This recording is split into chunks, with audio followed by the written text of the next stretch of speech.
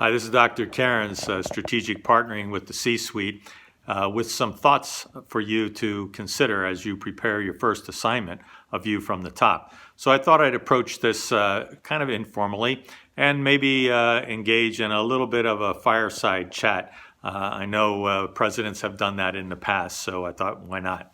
Anyway, let's talk a little bit about the philosophy behind this assignment and why a template, why even taking a view from the top. Well, as you know, looking at the course guide, which I hope that you continue to look at this instructions very carefully, the first sentence really addresses that aspect that you can't really expect to have a seat at the table if you don't know what others at the table need to hear from you or want you to know.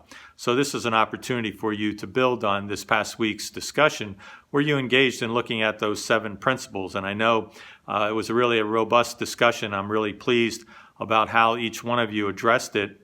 And also you had the opportunity to see that as you view it, how do other senior leaders view those 7 principles? So now you get to go a little step further in that understanding and with this particular analysis, knowing that you'd be sharing your thoughts and ideas about them to senior leadership. So thus you get a chance to really engage in that in a practical application.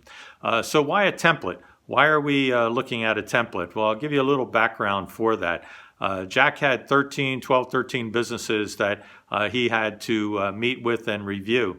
And as you go through the Talent Masters, you're going to see that he focused a lot on the numbers, but he also focused probably more on the people. And what could help you to formulate your understanding when you go to 12 disparate businesses, if you would, was to have some kind of a standard way to review them. And so Jack had about 6 or 7 slides that each business had to complete and fill out, and that would become the discussion point. So here, this template represents an aspect of that, not of those 6 or 7 that Jack used, but just an example of how you would want to go about organizing your thoughts and ideas that you'd want to present. So you need some of that. The other piece of it is that you then have a comparison point. So when I'm going to be reviewing your analysis, I will have the analysis of each other student to use as a cross-reference and compare.